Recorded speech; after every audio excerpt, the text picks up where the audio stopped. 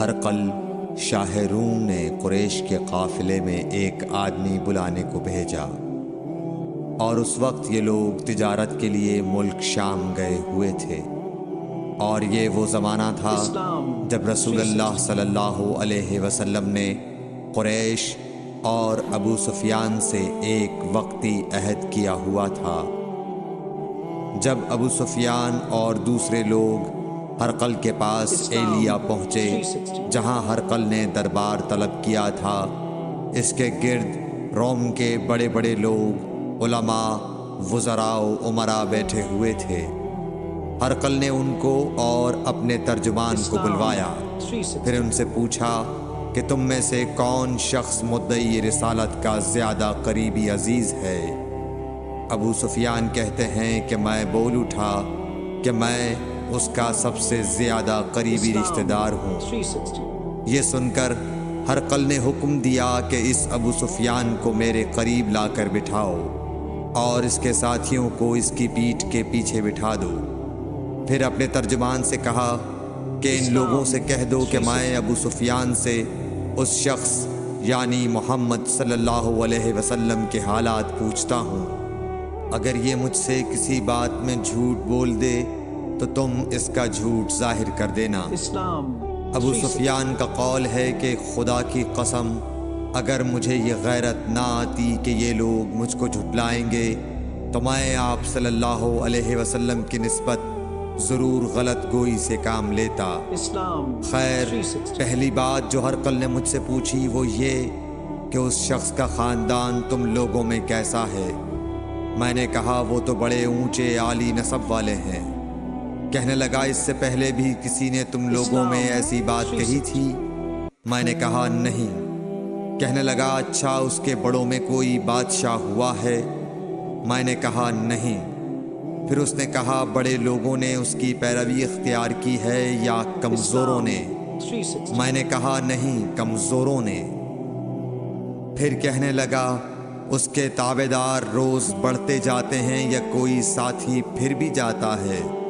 میں نے کہا نہیں۔ کہنے لگا کیا اپنے اس دعوی نبوت سے پہلے کبھی کسی بھی موقع پر اس نے جھوٹ بولا ہے؟ میں نے کہا نہیں، اور اب ہماری اس سے صلح کی ایک مقررہ مدت ٹھہری ہوئی ہے، معلوم نہیں وہ اس میں کیا کرنے والا ہے۔ ابو سفیان کہتے ہیں میں اس بات کے سوا اور کوئی جھوٹ اس گفتگو میں شامل نہ کر سکا۔ ہرقل نے کہا کیا تمہاری اس سے کبھی لڑائی بھی ہوئی ہے؟ ہم نے کہا کہ ہاں۔ بولا پھر تمہاری اور اس کی جنگ کا کیا حال ہوتا ہے؟ میں نے کہا لڑائی ڈول کی طرح ہے، کبھی وہ ہم سے میدان جنگ جیت لیتے ہیں اور کبھی ہم ان سے جیت لیتے ہیں۔ ہرقل نے پوچھا وہ تمہیں کس بات کا حکم دیتا ہے؟ میں نے کہا وہ کہتا ہے کہ صرف ایک اللہ ہی کی عبادت کرو، اس کا کسی کو شریک نہ بناؤ، اور اپنے باپ دادا کی شرک کی باتیں چھوڑ دو، اور ہمیں نماز پڑھنے، سچ بولنے، پرہیزگاری اور صلہ رحمی کا حکم دیتا ہے۔ یہ سب سن کر پھر ہرقل نے اپنے ترجمان سے کہا کہ ابو سفیان سے کہہ دے کہ میں نے تم سے اس کا نسب پوچھا تو تم نے کہا کہ وہ ہم سے عالی نسب ہے، اور پیغمبر اپنی قوم میں عالی نسب ہی بھیجے جایا کرتے ہیں۔ میں نے تم سے پوچھا کہ دعوی نبوت کی یہ بات تمہارے اندر اس سے پہلے کسی اور نے بھی کہی تھی؟ تو تم نے جواب دیا کہ نہیں۔ تب میں نے اپنے دل میں کہا کہ اگر یہ بات اس سے پہلے کسی اور نے کہی ہوتی تو میں سمجھتا کہ اس شخص نے بھی اسی بات کی تقلید کی ہے جو پہلے کہی جا چکی ہے۔ میں نے تم سے پوچھا کہ اس کے بڑوں میں کوئی بادشاہ بھی گزرا ہے؟ تو تم نے کہا کہ نہیں۔ تو میں نے دل میں کہا کہ ان کے بزرگوں میں سے کوئی بادشاہ ہوا ہوگا تو کہہ دوں گا کہ وہ شخص اس بہانے اپنے آباء و اجداد کی بادشاہت اور ان کا ملک دوبارہ حاصل کرنا چاہتا ہے۔ اور میں نے تم سے پوچھا کہ اس بات کے کہنے یعنی پیغمبری کا دعویٰ کرنے سے پہلے تم نے کبھی اس کو دروغ گوئی کا الزام لگایا ہے؟ تم نے کہا کہ نہیں۔ تو میں نے سمجھ لیا کہ جو شخص آدمیوں کے ساتھ دروغ گوئی سے بچے وہ اللہ کے بارے میں کیسے جھوٹی بات کہہ سکتا ہے؟ اور میں نے تم سے پوچھا کہ بڑے لوگ اس کے پیرو ہوتے ہیں یا کمزور آدمی؟ تم نے کہا کمزوروں نے اس کی اتباع کی ہے۔ تو دراصل یہی لوگ پیغمبروں کے متبعین ہوتے ہیں۔ اور میں نے تم سے پوچھا کہ اس کے ساتھی بڑھ رہے ہیں یا کم ہو رہے ہیں؟ تم نے کہا کہ وہ بڑھ رہے ہیں، اور ایمان کی کیفیت یہی ہوتی ہے حتیٰ کہ وہ کامل ہو جاتا ہے۔ اور میں نے تم سے پوچھا کہ آیا کوئی شخص اس کے دین سے ناخوش ہو کر مرتد بھی ہو جاتا ہے؟ تم نے کہا نہیں۔ تو ایمان کی خاصیت بھی یہی ہے، جن کے دلوں میں اس کی مسرت رچ بس جائے وہ اس سے لوٹا نہیں کرتے۔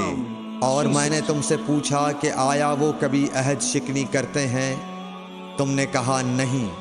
پیغمبروں کا یہی حال ہوتا ہے، وہ عہد کی خلاف ورزی نہیں کرتے۔ اور میں نے تم سے کہا کہ وہ تم سے کس چیز کے لیے کہتے ہیں؟ تم نے کہا کہ وہ ہمیں حکم دیتے ہیں کہ اللہ کی عبادت کرو، اس کے ساتھ کسی کو شریک نہ ٹھہراؤ، اور تمہیں بتوں کی پرستش سے روکتے ہیں، سچ بولنے اور پرہیزگاری کا حکم دیتے ہیں۔ لہٰذا اگر یہ باتیں جو تم کہہ رہے ہو سچ ہیں تو ان قریب وہ اس جگہ کا مالک ہو جائے گا کہ جہاں میرے یہ دونوں پاؤں ہیں۔ مجھے معلوم تھا کہ وہ پیغمبر آنے والا ہے، مگر مجھے یہ معلوم نہیں تھا کہ وہ تمہارے اندر ہوگا۔ اگر میں جانتا کہ اس تک پہنچ سکوں گا تو اس سے ملنے کے لیے ہر تکلیف گوارا کرتا۔ اگر میں اس کے پاس ہوتا تو اس کے پاؤں دھوتا۔ ہرقل نے رسول اللہ صلی اللہ علیہ وسلم کا وہ خط منگایا جو آپ نے وحیہ کلبی رضی اللہ تعالیٰ عنہ کے ذریعے حاکم بصرہ کے پاس بھیجا تھا، اور اس نے وہ ہرقل کے پاس بھیج دیا تھا۔ پھر اس کو پڑھا تو اس میں لکھا تھا، اللہ کے نام کے ساتھ جو نہایت مہربان اور رحم والا ہے۔ اللہ کے بندے اور اس کے پیغمبر محمد صلی اللہ علیہ وسلم کی طرف سے یہ خط ہے شاہ روم کے لیے۔ اس شخص پر سلام ہو جو ہدایت کی پیروی کرے۔ اس کے بعد میں آپ کے سامنے دعوت اسلام پیش کرتا ہوں۔ اگر آپ اسلام لے آئیں گے تو دین و دنیا میں سلامتی نصیب ہوگی، اللہ آپ کو دوہرا ثواب دے گا۔ اور اگر آپ میری دعوت سے روگردانی کریں گے تو آپ کی رعایا کا گناہ بھی آپ ہی پر ہوگا۔ اور اے اہل کتاب، ایک ایسی بات پر آ جاؤ جو ہمارے اور تمہارے درمیان یکساں ہے، وہ یہ کہ ہم اللہ کے سوا کسی کی عبادت نہ کریں اور کسی کو اس کا شریک نہ ٹھہرائیں، اور نہ ہم میں سے کوئی کسی کو خدا کے سوا اپنا رب بنائے۔ پھر اگر وہ اہل کتاب اس کتاب سے منہ پھیر لیں تو مسلمانوں، تم ان سے کہہ دو کہ تم مانو یا نہ مانو، ہم ایک خدا کے اطاعت گزار ہیں۔ ابو سفیان کہتے ہیں، جب ہرقل نے جو کچھ کہنا تھا کہہ دیا اور خط پڑھ کر فارغ ہوا تو اس کے ارد گرد بہت شور و غوغا ہوا، بہت سی آوازیں اٹھیں اور ہمیں باہر نکال دیا گیا۔ تب میں نے اپنے ساتھیوں سے کہا کہ ابو کبشہ کے بیٹے حضرت صلی اللہ علیہ وسلم کا معاملہ تو بہت بڑھ گیا۔ دیکھو تو اس سے بنی اصفر روم کا بادشاہ بھی ڈرتا ہے۔ مجھے اس وقت سے اس بات کا یقین ہو گیا کہ حضور صلی اللہ علیہ وسلم ان قریب غالب ہو کر رہیں گے، حتیٰ کہ اللہ نے مجھے مسلمان کر دیا۔ راوی کا بیان ہے کہ ابن ناطور ایلیا کا حاکم ہرقل کا مصاحب اور شام کے نصارہ کا لاٹ پادری بیان کرتا تھا کہ ہرقل جب ایلیا آیا ایک دن صبح کو پریشان اٹھا تو اس کے درباریوں نے دریافت کیا کہ آج ہم آپ کی حالت بدلی ہوئی پاتے ہیں، کیا وجہ ہے؟ ابن ناطور کا بیان ہے کہ ہرقل نجومی تھا، علم نجوم میں وہ پوری مہارت رکھتا تھا۔ اس نے اپنے ہم نشینوں کو بتایا کہ میں نے آج رات ستاروں پر نظر ڈالی تو دیکھا کہ ختنہ کرنے والوں کا بادشاہ ہمارے ملک پر غالب آ گیا ہے۔ بھلا اس زمانے میں کون لوگ ختنہ کرتے ہیں؟